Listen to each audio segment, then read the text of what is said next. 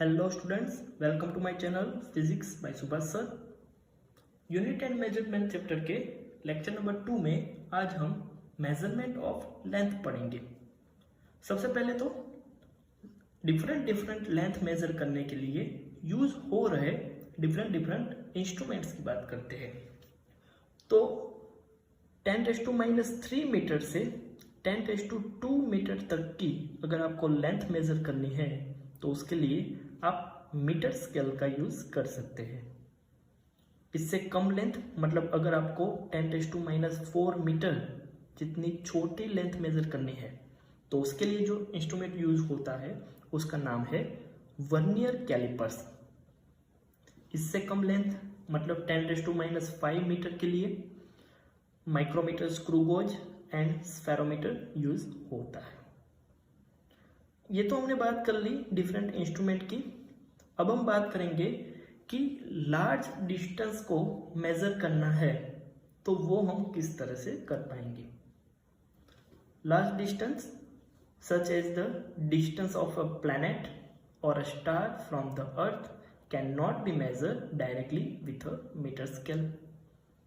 अर्थ से किसी प्लैनेट या फिर स्टार का डिस्टेंस अगर आपको मेजर करना है तो आप इसमें से कोई भी इंस्ट्रूमेंट का यूज नहीं कर सकते।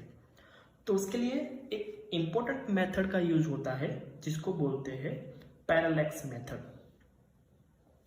सबसे पहले तो पैरालैक्स मेथड क्या है वो समझ लेते हैं। इसके लिए आपको एक एक्टिविटी करनी है।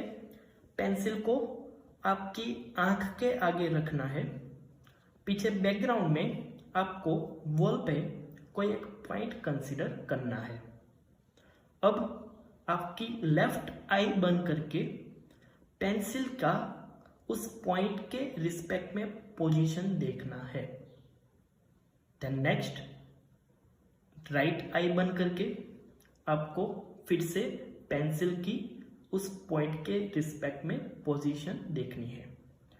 आप यहाँ पे ये नोटिस करोगे कि दोनों कंडीशन में मतलब आप जब लेफ्ट आई से देख रहे थे तब और जब आप राइट आई से देख रहे थे तब दोनों कंडीशन में आपको पेंसिल की पोजीशन चेंज हो रही है ऐसा दिखेगा। बस इसी को पैरालैक्स बोलते हैं कि अगर किसी ऑब्जेक्ट को अलग अलग एंगल से देखा जाए तो उसकी पोजीशन अलग अलग दिखती है। बस यही मेथड हमें पढ़नी है। पैरालैक्स में कोई भी दो ऑब्जर्वेशन पॉइंट के बीच का जो डिस्टेंस होता है उसको बेसिस बोलते हैं। इस एक्टिविटी में आप एक बार लेफ्ट आई से देख रहे हो एंड दूसरी बार राइट आई से देख रहे हो तो आपका observation point left I and right I हुआ। तो आपकी दोनों आंखों के बीच का जो डिस्टेंस है उसको बेसिस बोलेंगे। चलो अब हमें अर्थ से कोई डी डिस्टेंस पे कोई एक प्लैनेट है जिसका नाम है एस। ये डिस्टेंस हमें मेजर करना है। तो उसके लिए हम क्या करेंगे, हम अर्थ के दो अलग अलग एंड से सेम टाइम पे इस प्लैनेट को देखेंगे। अब जैसे ही हमने इस प्लैनेट को यहाँ पे देखा, हमने दो अलग अलग पॉइंट से इस प्लैनेट का ऑब्जर्वेशन किया हुआ है। तो इस दो पॉइंट के बीच का जो डिस्टेंस है उसको मैं बोल सकता हूँ डायमीटर ऑफ अर्थ। वो तो हमें पता है, उसको मैं बोल देता हूँ बेसिस बी। हम जो दो पॉइंट से एक ही प्लैनेट को देख रहे हैं तो ये जो लाइन ऑफ साइट है उसके बीच में एक एंगल बनेगा। उसको मैंने यहाँ पे थीटा से कंसिडर किया हुआ है। तो यहाँ पे एंगल ए एस बी उसको थीटा से डिनोट किया हुआ है और उसको पैरालैक्स एंगल और पैरालैक्टिक एंगल बोलते हैं। अब देखने से ही पता चलता है कि अर्थ से ये प्लैनेट जितना दूर होगा उतना ये डिस्टेंस डी बड़ा होगा कंपेयर टू बी। मतलब हम जब बी अपॉन डी का रेशियो निकालेंगे तो वो एक से बहुत ही छोटा मिलेगा क्योंकि यहाँ पे न्यूमरेटर छोटा है और डिनोमिनेटर न्यूमरेटर के कंपेयर में बहुत बड़ा है। और ये जो प्लैनेट जितना ज़्यादा दूर होगा उतना ये जो एंगल है थीटा वो भी स्मॉल होगा। So here theta is very small. Students, हम लास्ट लेक्चर में एक इक्वेशन पढ़ चुके हैं प्लेन एंगल का, बस वही इक्वेशन यहाँ पे अप्लाई करना है। प्लेन एंगल का इक्वेशन कुछ इस तरह से था, angle equal to arc upon radius. यहाँ पे एंगल थीटा है, आर्क हम ए बी के बीच का डिस्टेंस मतलब बी लिख सकते हैं, और डिस्टेंस या फिर रेडियस इक्वल टू हम कैपिटल डी लिख सकते हैं। तो इक्वेशन में वैल्यू रखते हैं angle theta equal to arc small B upon radius D. हमें फाइंड करना है अर्थ से प्लेनेट तक का डिस्टेंस डी, तो डी को सब्जेक्ट बनाएंगे, D equal to B upon theta. यहाँ पे एक चीज याद रखना स्टूडेंट्स, ये जो एंगल थीटा दिया हुआ है वो ऑलवेज रेडियन में होना चाहिए। अगर आप उसको डिग्री में रखेंगे तो आपका आंसर रॉन्ग आएगा। चलो, अब हमें एक बार प्लैनेट और अर्थ के बीच का डिस्टेंस मिल गया, तो अब हम उसका यूज करके हम प्लैनेट का डायमेंशन मतलब उसका डायमीटर फाइंड कर सकते हैं। कैसे? By using parallax method. देखते हैं कैसे। एक बार हमें अर्थ एंड प्लैनेट के बीच का डिस्टेंस मिल जाए, तो अब हमें क्या करना है, अर्थ के किसी एक पॉइंट से प्लैनेट के दोनों एंड को देखना है।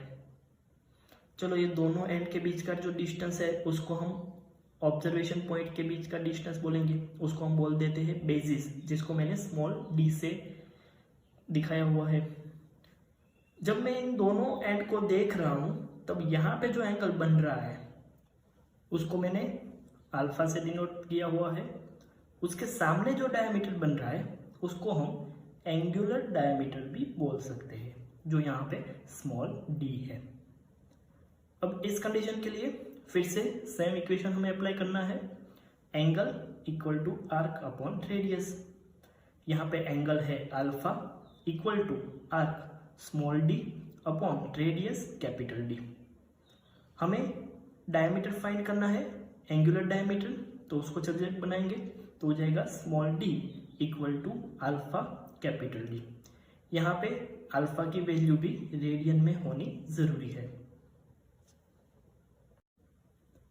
पैरेलैक्स मेथड पढ़ने के बाद अब हम एक दूसरी मेथड पढ़ने वाले हैं कि जो स्मॉल लेंथ मेजरमेंट के लिए यूज होती है।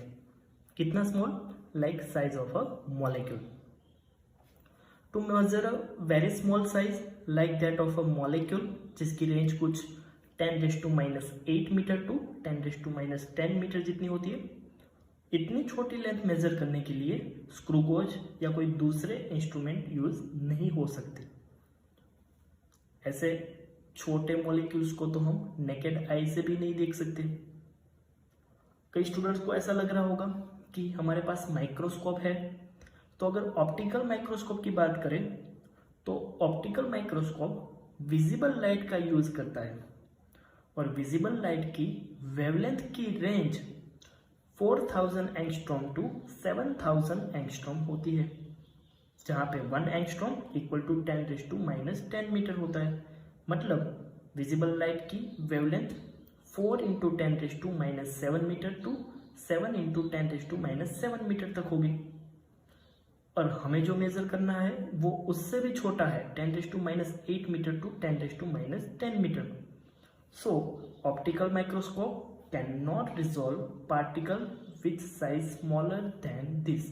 इससे छोटे साइज को रिजोल्व नहीं कर पाते।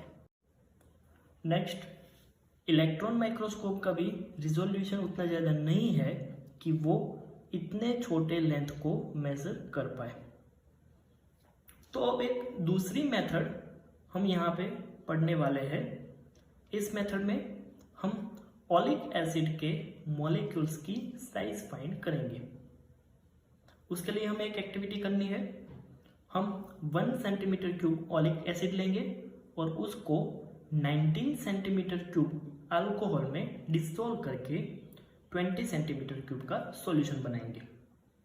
इस सॉल्यूशन में ओलिक एसिड का कॉन्सेंट्रेशन 1/20 सेंटीमीटर क्यूब होगा। अब इस सॉल्यूशन में से फिर से 1 सेंटीमीटर क्यूब सॉल्यूशन को 19 सेंटीमीटर क्यूब अल्कोहल में डिसॉल्व करके फिर से 20 सेंटीमीटर क्यूब सॉल्यूशन बनाएंगे। अब जो हमारे पास सॉल्यूशन है उसमें ओलिक एसिड का कॉन्सेंट्रेशन 1/20/20 सेंटीमीटर क्यूब मतलब 1/400 सेंटीमीटर क्यूब हो जाएगा। उसका मतलब अगर 400 सेंटीमीटर क्यूब सॉल्यूशन है तो उसमें 1 सेंटीमीटर क्यूब ओलिक एसिड होगा एंड 399 सेंटीमीटर क्यूब अल्कोहल होगा। नाउ नेक्स्ट, अब हमें क्या करना है, कोई वाटर की सरफेस के ऊपर लाइकोपोडियम पाउडर को स्प्रेड करना है। लाइकोपोडियम वाइट कलर का एक पाउडर है, बहुत ही छोटे छोटे इसके पार्टिकल्स होते हैं।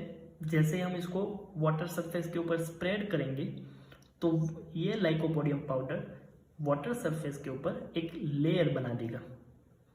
अब इस लेयर में हमने यहाँ पे जो सॉल्यूशन बनाया हुआ है उस सॉल्यूशन का एक ड्रॉप इस लाइकोपोडियम पाउडर की सरफेस के ऊपर रखना है। जैसे हम वो ड्रॉप सरफेस के ऊपर रखेंगे, this oleic acid drop spread into a thin large and रफली circular film of molecular thickness on water surface. यहाँ पे मैंने दिखाया हुआ है कुछ किस तरह से दिखेगा। यहाँ पे इस वाटर सरफेस के ऊपर पूरा लाइकोपोडियम पाउडर का एक लेयर बना हुआ था। इस लेयर में हमने जैसे ही ड्रॉप रखी तो वो ड्रॉप सर्कुलर स्प्रेड हो जाती है। इस सर्कुलर ड्रॉप को साइड से देखने से पता चलता है कि ये सॉल्यूशन सरफेस के ऊपर मोनो एटॉमिक लेयर बनाता है। इस लेयर की अगर हम थिकनेस फाइंड कर लें तो हमें एटम या मॉलिक्यूल की साइज मिल सकती है। यहाँ पे जो ड्रॉप बना हुआ है उसका डायमीटर हम by using metre scale find कर सकते हैं। उसके डायमीटर के ऊपर से उस सर्कल का एरिया भी फाइंड कर सकते हैं। एरिया इनटू थिकनेस मतलब ये जो सॉल्यूशन है उसका वॉल्यूम हो जाएगा। नाउ हम ऐसा कंसीडर करते हैं कि यहाँ पर हमने सॉल्यूशन के एन ड्रॉप्स रखे हुए हैं। अगर एक ड्रॉप का वॉल्यूम V सेंटीमीटर क्यूब हो तो एन ड्रॉप का वॉल्यूम हो जाएगा NV सेंटीमीटर क्यूब। लेकिन इस NV centimetre cube volume solution में ओलिक एसिड की मात्रा कितनी होगी? तो ओलिक एसिड की मात्रा होगी NV इंटू 1/20/20 सेंटीमीटर क्यूब, क्योंकि इस सॉल्यूशन में ओलिक एसिड का कॉन्सेंट्रेशन 1/20/20 सेंटीमीटर क्यूब है। तो यहाँ से हमने जितने भी ड्रॉप्स रखे हुए हैं उस ड्रॉप्स का टोटल वॉल्यूम मिल जाएगा। यही ड्रॉप तो कुछ इस तरह से मोनो एटॉमिक लेयर बना रहा है, मतलब इसका वॉल्यूम और ये वॉल्यूम सेम होना चाहिए। इसका वॉल्यूम होगा एरिया इंटू थिकनेस T।